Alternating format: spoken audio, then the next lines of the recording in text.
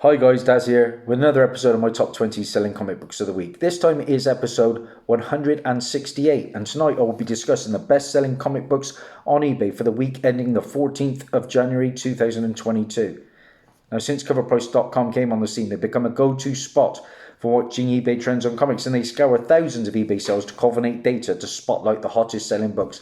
Here is this week's top 20. Yeah, we're back to 20 this time round. Woohoo! Let's see if you can beat me. It's not difficult. In fact, I've had a dreadful start with my last couple of lists.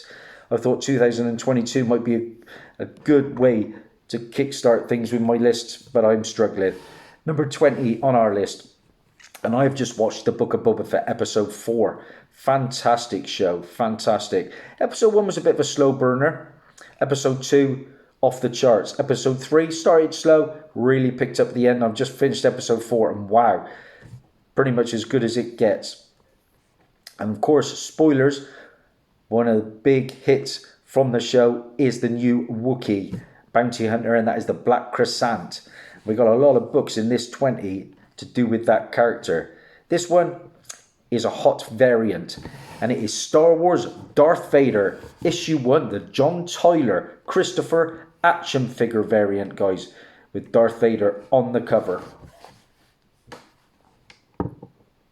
Yeah, that brings back a lot of nostalgic memories, just like the last episode. At some point, I am going to showcase my Kenner original Star Wars figures, and I've got some of the big hitters. Well, the first appearance of Black Crescent obviously comes in Star Wars Darth Vader issue 1 from 2015, and this variant sold 32 copies with a 7-day trend of plus 81% and a high sale CGC 9.8. Went for a very nice $275. 19 on our list. And here's another Marvel book from 2005 this time. And of course, we've just had Spider-Man No Way Home, and now attention is focusing on the next MCU release, and that is the one I'm most excited for, and that is Doctor Strange in the Multiverse of Madness. I've been reading all kinds of rumours that we're getting Ben Affleck's Daredevil, Nicolas Cage's Ghost Rider, Hugh Jackman's Wolverine, Professor X with Patrick Stewart attached as the actor.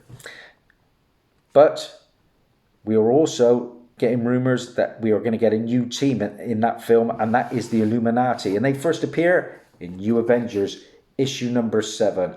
Yeah, the first appearance of the Illuminati team was Professor X, Doctor Strange, Black Bolt, Iron Man, Namor, and Black Panther. Now, I don't think we're going to get that lineup, but we may get something very similar. It's also the third cover appearance of Ronin, who was Maya Lopez, of course. Now, in this issue, Wolverine joins the Avengers in this issue alongside Captain America, which is ironic, actually, because considering Cap told him 19 years prior that the Avengers would never have him on the team. And that came in Captain America Annual 8 that he dropped that line. So, great book. What numbers did it do? Well, it sold 29 copies with a 7-day trend of plus 111% and a high sale CGC 9.8. Went for a very respectable $250. I paid £1.36 for my copy, and that was in February of 2020. And I have found numerous copies of that book. Don't pay eBay prices, guys. If you look hard enough, you will find some. I've probably sold 4 or 5 in the past. Number 18 on our list. Here's an interesting one. It comes from 1985. And Marvel's Timeless number 1 was immensely hot last week. In fact, for the last couple of weeks. However, Marvel's teaser image of the Miracle Man logo with the caption, "How will Miracle Man affect the future of the Marvel Universe?" sent collectors racing online to pick up the first Alan Moore issue. 18 on our list, guys, from Eclipse Comics is Miracle Man issue number 1. I'm certain I've seen a few of these in the past. Never was tempted. Now I regret it, because that book is going very nicely indeed. What numbers has it been doing? Well, it sold 17 copies, 17, with a 7-day trend of plus 185% and a high sale CGC 9.2. Went for $131. Now, many fans are comparing this issue to the mixed reviewed Doomsday Clock series by DC. So look out for that one. 17 on our list, back with the Black Croissant, issue 1, Star Wars Darth Vader. But this time, number 17 on our list is the Director's Cut, guys. Director's Cut. Obviously, a later release. There we go, guys. With Director's Cut on the bottom of the book. Like I say, this Black Croissant character, one of my favourites in all of Star Wars from what I've seen so far. This book, this reprint, sold 26 copies with a 7-day trend of plus 143% and a high sale CGC 9.0 went for $78.74. Okay, 16 on our list. And when I think of Star Wars comics, I think of Dark Horse Comics. And this is a book from 1993. And it's returning to the list this week. And this issue features the first appearance of Ulic Queldroma and Kay Queldroma. However, per comicbook.com, new details have emerged that Lucasfilm could be developing another animated project in the form of Star Wars Tales of the Jedi. Now, images have apparently surfaced online featuring the gift given to employees of Lucasfilm, and with its packaging featuring the logos of projects that the studios have been developing this year. A lot of sources have run with it. 16 on our list, Tales of the Jedi, issue number 1. I told you about a couple of the characters making their first appearance in this, but we've also got the first appearance of Arca Jeth and first Nomi Sunrider in canon. Of course, she appears in a Dark Horse Presents Star Wars book, doesn't she? Also, the first appearance of Tot Danita. So, bang for your buck. Everything's on the table now. This issue sold 26 copies with a 7-day trend of plus 142% and a high sale CGC 9.8 went for a very nice $300. I can imagine this was a dollar bin book for some time. But like I say, I paid £2.01 for this way back in October of 1993 at Cattle Market. This is my oldest book in my collection because I didn't really start recollecting until 2016. There's issue 1, and I love Dark Horse Comics, Star Wars covers. Issue 2, issue 3, almost painted, aren't they? Issue 4, nice hut cover there. And rounding off that little mini-series, issue number 5. Okay, moving on to number 15 on our list. And this issue is trending due to the connection to the recent Thor issue 20. And it features Jane Foster's Thor wondering if Mjolnir is alive, since it seems to control her at times. The story dives deep into the history of Mjolnir and how the god Tempest, a storm that Odin fought, was trapped and forged into a hammer. Now, it's well known that Donny Cates is a fan of Jason Aaron, leveraging and expanding the stories he created. If this is the case, this will be a key issue for the Gods of Hammer origin. Number 15 on our list, guys, from 2016 is the Mighty Thor, issue number 12.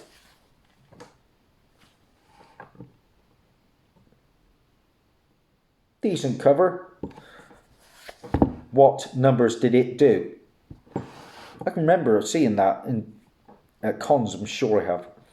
The book sold 21 copies with a 7-day trend of plus 192% and a high sale raw copy went for $26.45.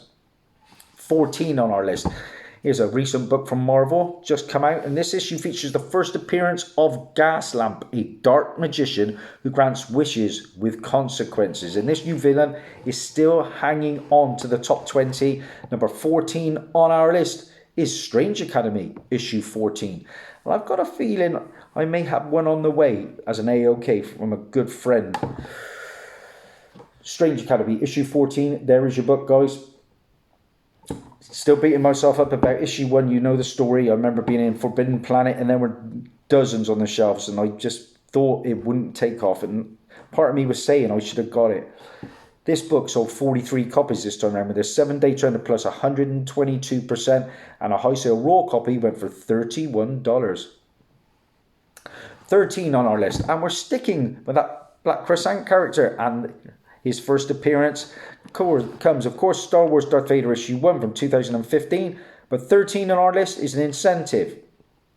And it is the movie photo 1 in 15 incentive, guys. Pretty neat looking book, sorry. Can't imagine too many of us will have that one. Unless you're Patrick, he seems to have every book going, guys. This book sold 15 copies, had a 7-day trend plus 233% with a high sale raw copy going for $69. Number 12 on our list, Marvel again, this time from 1992. And after 5 weeks in a row, pretty much hanging around the top 10, Spider-Man 2099 gets pushed off the list by a Wookiee and a hammer. Number 12 on our list, Spider-Man 2099, issue number 1. We know the book, guys. The first full appearance and origin of Spider-Man 2099. Miguel O'Hara is, of course, going to be returning to the Into the Spider-Verse sequel, played by Moon Knight's Oscar Isaac, I believe, if I'm not mistaken. Great issue. What numbers did it do? Well, it sold 61 copies. This has been flying, hasn't it? And with a 7-day trend plus 102%, and a CGC 9.8 went for a high sale of $255. I paid £2.75 for my copy in the middle of 2017. Great issue. Looking forward to that. And who knows, with Multiverse now open, we might get Miguel O'Hara one day in the mainstream MCU. 11 on our list. Okay, guys, and we're sticking with Star Wars. It's a heavy Star Wars collection this time round, 2016.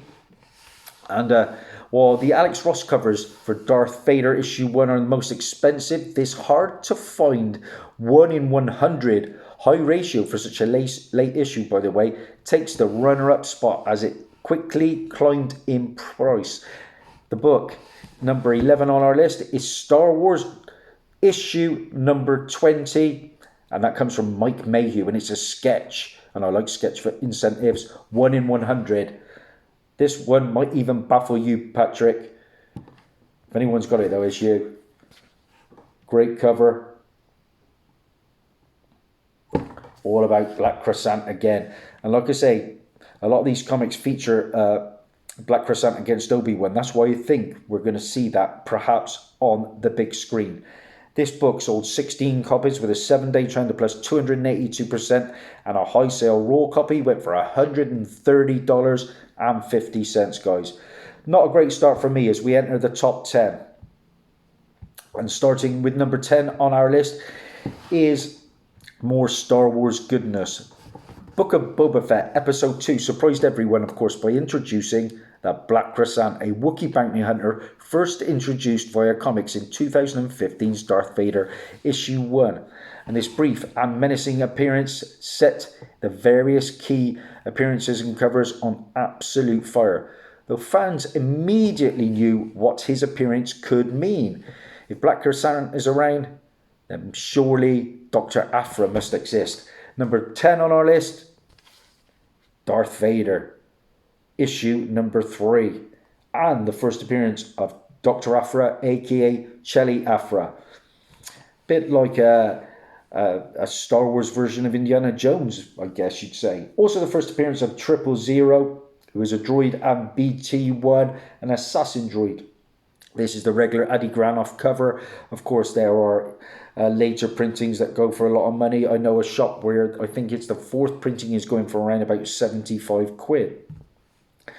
Anyway, her first appearance in this issue sold 50 copies. 50, wow. With a 7-day trend of plus 131% and a high sale CGC 9.8 went for $533, which I think could actually prove to be a good price. I paid £13.50 for my copy back end of 2020 on eBay. eBay prices are crazy, guys, aren't they? Sporting the old Batman tonight. Number 9 on our list. Again, from that run of Star Wars, from that year of 2015. And pretty much any cover with the Black Croissant was hot last week. In my last haul video, I actually showed one of the first cover appearance, which was a Vader Down Z-Box exclusive. Great book that I had listed. I had to quickly pull off to get back into my PC. This Mark Brook cover features a classic battle between Chewbacca and the Black Croissant. It is a book that I had in my collection. I showed in my last haul video. I have just sold it, so alas, it's not making my totals this time round. Number 9 on our list, Star Wars, issue 14 from 2015. And I sold it, I think, around about 12 quid. It's kind of in that range. I only paid £1 or so for it, so there's money to be made, but I probably could have held out for more. Great cover. There it is. I know my good friend JT Rogers was after one of these, and I would have held it for him if I had known. Because this is a guy that's basically got every Star Wars book known to man. One of my good American friends. We've exchanged great AOKs in the past. What numbers did this book do, though, guys? Well, it sold a whopping 77 copies with a 7-day trend plus 195%, and a high sale of $30 for a raw copy. So that's going for a little bit more than what I sold for. I'm just happy to turn a profit. Number 8 on our list, sticking with that Star Wars 2015 run, and we've got a connecting variant. And initially, this was considered the first cover appearance of the Black Croissant. However, this was quickly shot down in flames, and I just told you what the first cover appearance is that Vader down Z-Box variant. I should have showed you it here now, but check it out in my last haul video. And there was also a Mile High Katie Cook variant holding the honour, so they came out exactly the same time, I believe. So, number 8 on our list is the book that everyone thought was the first cover appearance, and that is Star Wars issue 13, the Clay Man Connecting variant. Here it is, guys. Decent cover. But it's always nice when there's a book in your collection you think, I'll list it, nobody will be interested in that. Suddenly had a lot of watchers. Whoa, get it back in the PC, Dazzie boy. All right, this book sold 23 copies. It had a 7-day trend of plus 655%, and a high sale raw copy went for $43. But that person who's paid $43 is now probably kicking themselves because it ain't the first appearance. First cover appearance. Number 7 on our list. I spoke about this book just now. Breaking up the Black Croissant's heat is the God of Hammer, who emerged from Mjolnir on the last page of this recently released issue. What does it mean for 4? Well, it doesn't look good. Number 7 on our list is Thor issue 20, the Simone Bianchi 1 in 25 variant, guys. There's your book. Said it before, my LCSs do not pick up these incentives, guys, so I have very little chance of them. Not that I would pay incentive prices.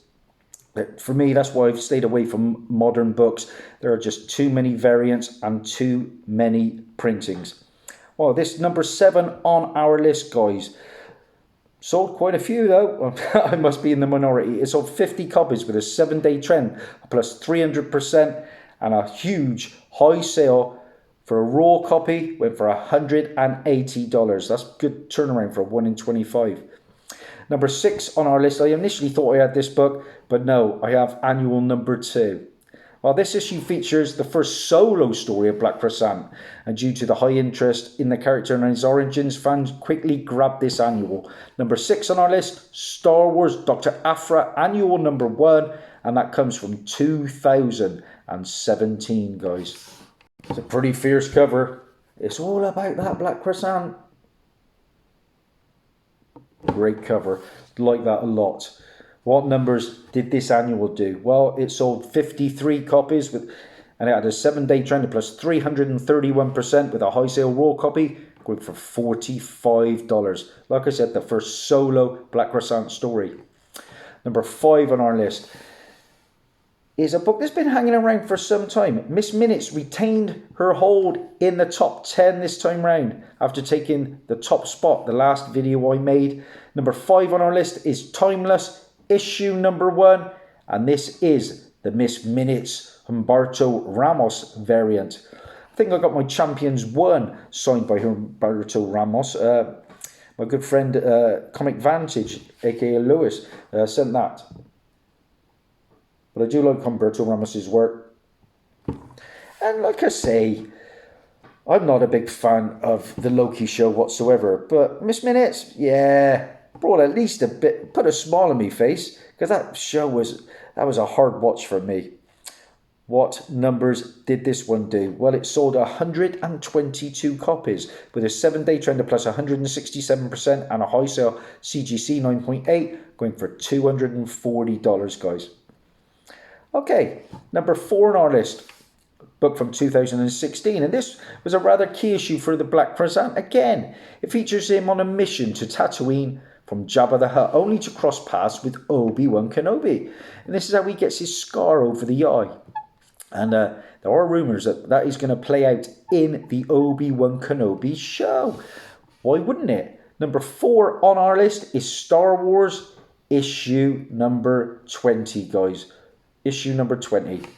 And a good looking book again. Love this battle cover. I'd love to see that battle on the screen.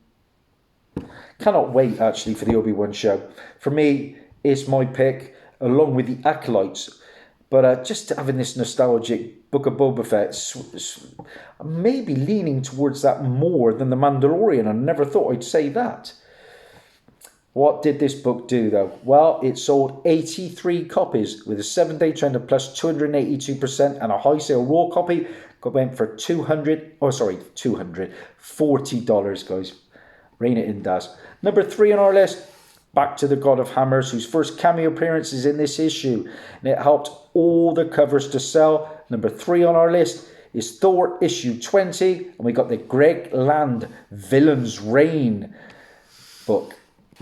Here is a variant, guys. Like I said, to Thor 20. The Villain's Reign variant.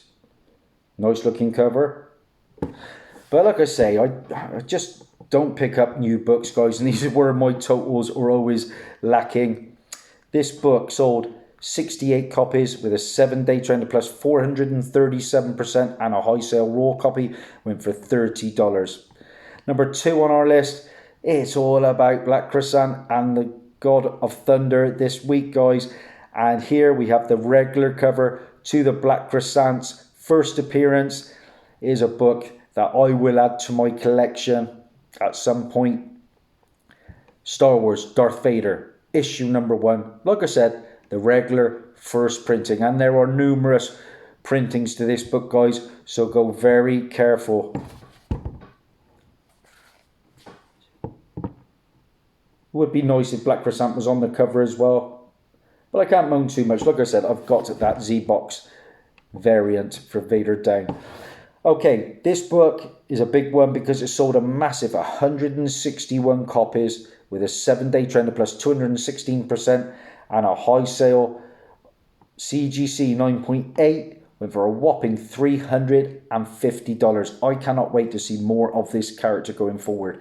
And we're there, guys. We're at number 1 on our list.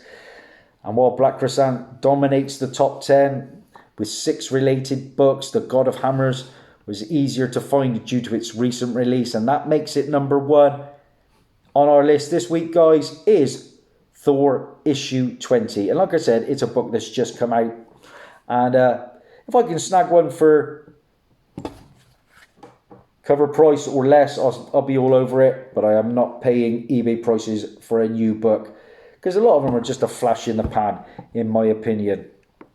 What numbers did this one do? Because it is going to be a lot of sales, that is for sure. It sold 207 copies with a 7-day trend of plus 309%, and a high sale raw copy went for $30. And now ending on a cliffhanger to issue number 20. Issue 21 is a must-have by all accounts for Thor fans. And that is it, guys. That is a wrap. Guys, what did I have? It wasn't a good total. We got 1, we got 2, we got 3, a pitiful 4 out of 20 for Daz. I'm sure most of you will beat that total. But let me know in the comments, guys. Thanks for your support. And I'll keep it coming. Bye for now.